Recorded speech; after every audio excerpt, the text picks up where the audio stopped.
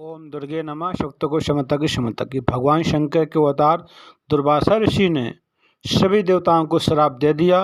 सभी देवता लक्ष्मी श्रीहीन शक्तिहीन हो गए और पृथ्वी पर भटक रहे हैं। तीनों लोकों में माँ लक्ष्मी कहीं नहीं है।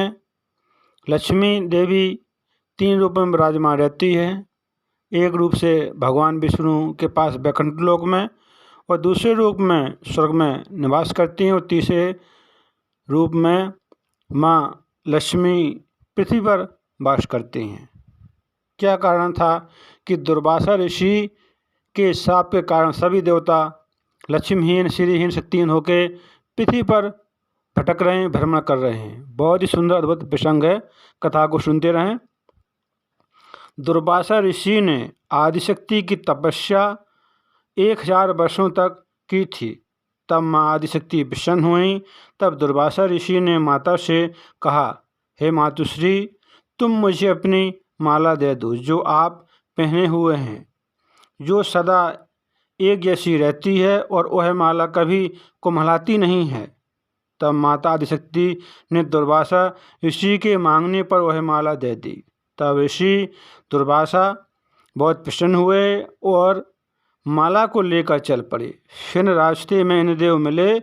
उस समय इंद्रदेव की दशा बहुत खराब चल रही थी। तब ऋषि ने इंद्र की दशा देखकर वह माला इंद्र को देनी चाहिए। तब इंद्र बोला, इंद्र को बहुत अहंकार था। इंद्र बोला, मेरे पास ऐसी बहुत सी मालाएं हैं, मेरे पास बहुत से रत्नों से जड़ी ऐसी मालाएं हैं, यह माला का मैं क्या करूँगा? यह माला कुछ समय बाद मुरझा जाएगी। मुझे यह माला नहीं चाहिए। आप यह माला मेरे वाहन ऐरावत हाथी को दे दो। तब हाथी ने वह माला अपने पैरों से नीचे कुचल दी। तब दुर्वासा ऋषि बोले, मैंने यह माला आदिशक्ति की भक्ति करके 1000 वर्षों तक कठोर तपस्या करके मैंने माँ भुवनेश्वरी से यह माला प्राप्त की थी। यह माला बहुत शक्तिशाली थी। यह माला आपको तीनों लोकों में कहीं नहीं मिलेगी। आप इंद्रदेव कह रहे हैं कि मेरे पास बहुत सी ऐसी मालाएं हैं। ऐसी माला इस ब्रह्मांड में किसी के पास नहीं है। यह माला केवल आदिशक्ति के पास थी। मैंने कठिन तपस्या करके यह माला माँ आदिशक्ति से प्राप्त की थी, और आपने इस माला का घोर अपमान किया है। अब आपको इसका फल भोगना ही पड़ेगा। मैं तुमको इंद्रदेव श्राप दे रहा हूँ। तुम अभी इसी समय लक्ष्मीहीन श्रीहीन शक्तिहीन हो जाओ, निस्तेज हो जाओ। तीनों लोकों में लक्ष्मी कहीं नहीं होगी। सभी देवता शक्तिहीन हो जाएंगे, लक्ष्मी श्रीहीन हो जाएंगे। इंद्रदेव, तुमको बहुत अहंकार है। तुमने अपने कर्तव्य से विमुख होकर तुम अप्सराओं के नित्य कला में लीन हो। तुम माला का अपमान करके माला को कुचलकर बहुत उतावले होकर अप्सराओं की कीड़ा में लीन होने जा रहे हो। देवताओं के साथ साथ भगवान विष्णु भी लक्ष्मीहीन श्रीहीन हो गए। लक्ष्मी जी भगवान विष्णु के पास से छोड़कर चली गईं। लक्ष्मी जी वैकुंठ लोक से चली गईं। तब सभी देवता लक्ष्मीहीन श्रीहीन हो गए, शक्तिहीन हो गए, और फिर असुरों ने देवताओं पर आक्रमण कर दिया। असुरों ने देखा कि देवता सभी शक्तिहीन श्रीहीन हैं। तब सभी असुरों ने स्वर्ग पर आक्रमण कर दिया और विजय प्राप्त की। और फिर देवताओं और असुरों में भयंकर युद्ध हुआ, और सभी देवता शक्तिहीन होने के कारण असुरों से परास्त हो गए। और फिर सभी देवता असुरों से परास्त होकर भगवान विष्णु के पास गए सहायता मांगने के लिए। लेकिन भगवान विष्णु भी शक्तिहीन थे। देवताओं की सहायता भगवान विष्णु ने नहीं की। और भगवान विष्णु बोले, तुम सभी देवता ऋषि दुर्वासा के पास जाओ, वही तुमको मार्ग बताएंगे।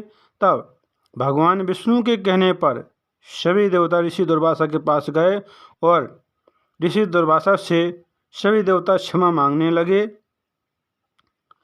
सभी देवता दुर्वासा ऋषि के पास जाकर बोले, मैंने अपने कर्तव्य के अनुशासन को भंग किया है। मैंने अपने पथ से भटक गया था।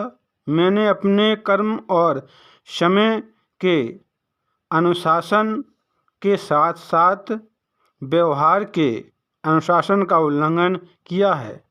इसलिए हमारी समस्त भूलों के लिए हमें क्षमा कीजिए। तब ऋषि दुर्वासा बोले, हे देवताओं, सरलता से प्राप्त हुई क्षमा वरदान दोनों का ही महत्व है। अधिकतर शीघ्र ही लुप्त हो जाता है। उनसे प्राप्त सीख शीघ्र ही अपना महत्व खो देती है। इसलिए जिन्हें सहजता से सीख प्राप्त होती है, उनके सुपथ के मार्ग से पुनः भटकने की अधिक संभावना रहती है। तब देवता बोले, हम सब खो बैठे हैं।